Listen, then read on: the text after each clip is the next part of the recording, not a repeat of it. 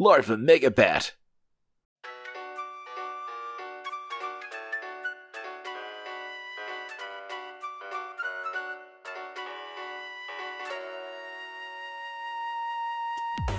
You know what the gargoyles from Canehurst are called?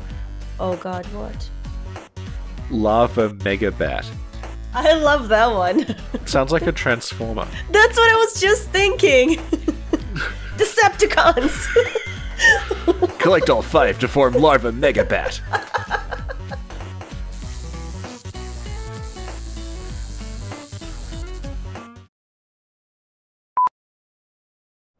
I still hope they're gonna patch up the Ringed City so that when you touch the egg and it takes you to the future, the desert, whatever it is, like you can't go back to the Ringed City. That's it. You know? Yeah. Yeah, it's like Dark Anor Londo. There's no way to reverse that. Yeah, exactly. Yeah. Like, that is one of the things initially about Dark Souls 3 that sort of rubbed me the wrong way, is that they seem to want... There's a sort of player convenience to it that the others didn't have. Like this is the example I used at the time. So it's not like something I've been stewing over for years. It's just an observation at the time. The way you got the red eye orb in the original Dark Souls, not the correct ones, the infinite use red eye one, is that you had to effectively sequence break the game and do the 4 kings before the Lord Vessel. Which was really, really tough to do on its own, and meant that, like, if you wanted to do Soul Level 1 invasions, you had to beat an endgame boss on Level 1. And one of the harder endgame bosses because it infinitely spawned kings. So, and, like, you had to know to do that, and you had to at least beat Sif and the 4 kings without leveling up to get Red Eye Orb on level 1. So it was a skill check. It was like a hidden thing, and it kind of ensured that the only people who were doing constant invasions were people who kind of knew the game already. Like, it was cut off. Like, obviously we know now, but I guess it's like in Demon Souls, when you get the thing that lets you invade other players in that. You get that in New Game Plus. Do you? You get something in New Game Plus that lets you... Yeah. Basically, the elements of Demon Souls PvP were cut off until New Game Plus. And this was a similar kind of setup where you had to already have a fair amount of experience with the game before you unlocked the ability to do that kind of infinite PvP thing. Whereas in Dark Souls 3, what happens is you go to Firelink Shrine, Leonard is there, and he says, hey, do you want the Red Eye Orb? It's here. Yeah. Go kill the Dark Wraith. Yeah. And then you just do it, and you get it. And, like, it's just sort of like, it keeps giving you things and telling you what to do. Yeah. Whereas a lot of the appeal of Dark Souls, it wasn't like it's hard, it's that it just wouldn't tell you things.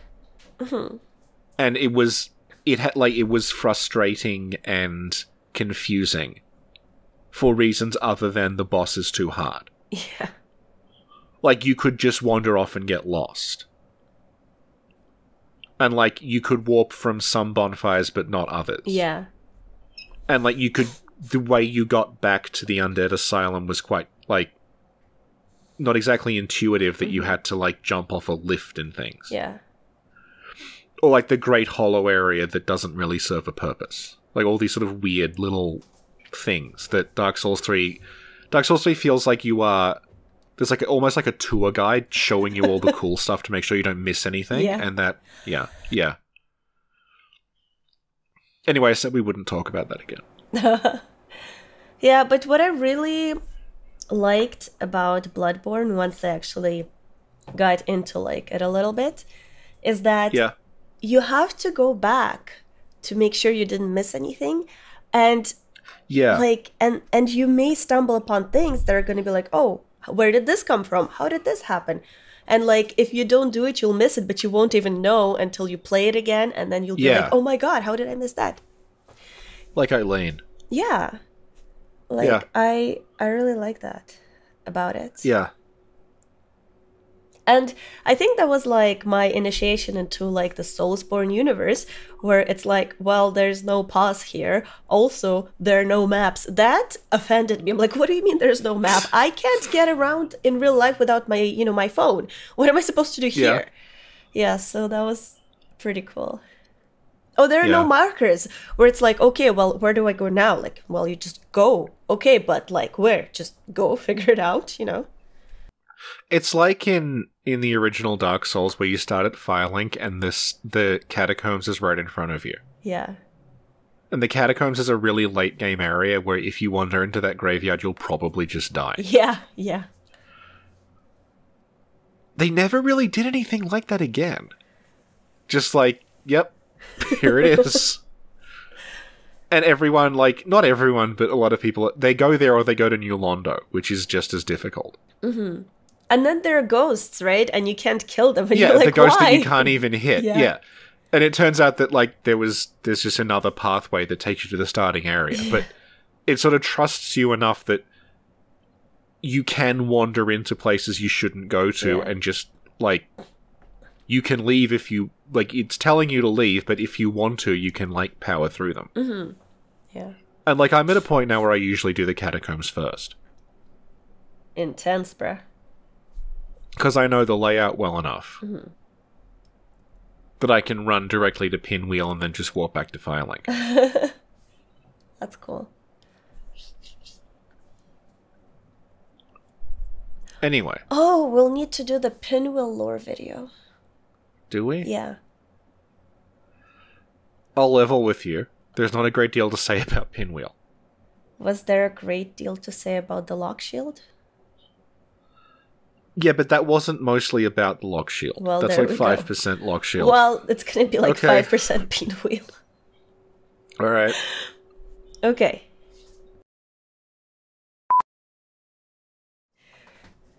Are you sleepy? You have to go to sleep? Have to take a nap? I'm gonna go to sleep, little Richard. I'm gonna take a nap.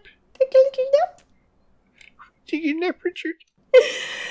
Go take a nap, Richard. A little nap.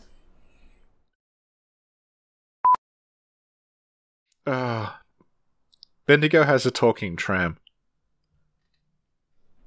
What? The Bendigo make a big deal out if they've got the Bendigo talking tram. But all it is it's just a tram that goes up and down the main street while a recording of, like, the history of Bendigo plays. So it's basically a tour guide where the tour guide is a tape that plays. Oh, just imagine, like, it's like these American tourists, like, oh, honey, we've got to go on the talking tram. And then it's like, tells you about, Oh, God. like an old tire factory or something. Oh, man. Got to go to Bendigo and go on the talking tram. Is that your American accent? It's my annoying American tourist accent. I love it when people just continuously leave comments throughout a video as they watch it for the first time. Yeah. Like, you didn't address this, and then like, oh, hang on, 5 minutes later you did, but what about this? Okay, you did. I wasn't listening to the whole thing, but I haven't listened to the full thing, but do you ever... It's like, just wait for it to finish. It's like watching a movie with someone who's like, who's that? Yeah. Why is that happening?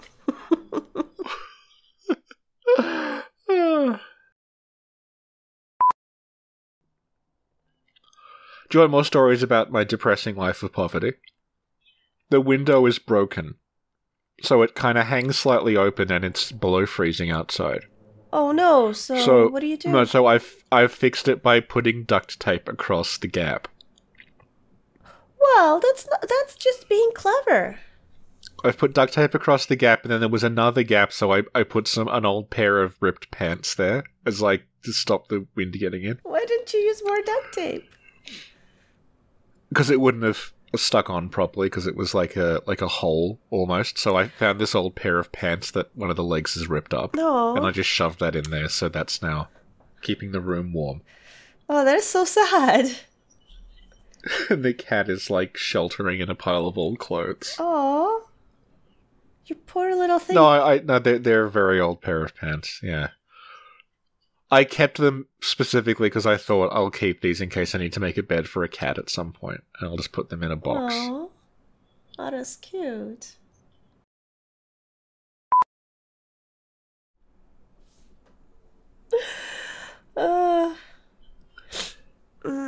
Alright, Richie. It's like midnight, okay. and I need to go chill Okay, out. you have to go to sleep. You have to go to sleep. Okay, you go to sleep, and then I don't know. I might be up late tonight if you want to do anything else. Maybe, yeah, but I don't know. Depending on what time I go to my parents, so we'll see. Oh, okay, yeah. Yeah, depending on when I wake up. We could do stuff the next day if you want. Oh, cool. Yeah. Oh. Yeah, because I'm running out of podcasts to edit. You know, it's just Ali and Bram. Yeah. I feel like I try to edit as many as I can because in my head it almost feels like, oh, then it'll be over and I have accomplished it. I have edited all the podcasts. Yeah. But in my brain it almost like it's in denial that, well, you know, you can do more. So it never ends. Yes. Yes. Yeah. I feel a bit like our relationship is that I'm like a famous person who is like terminally ill. And you're trying to record all of my stories before I finally die. You know what? Yes, that's exactly how I feel. Yeah, except that's not going to happen. So it's just going to continuously happen. Like I have to record as much of what Richie says, and so that we have this lore, so that like we're not, you know, stuck in the dark. Yeah. Yeah, that's exactly how it feels. Oh man.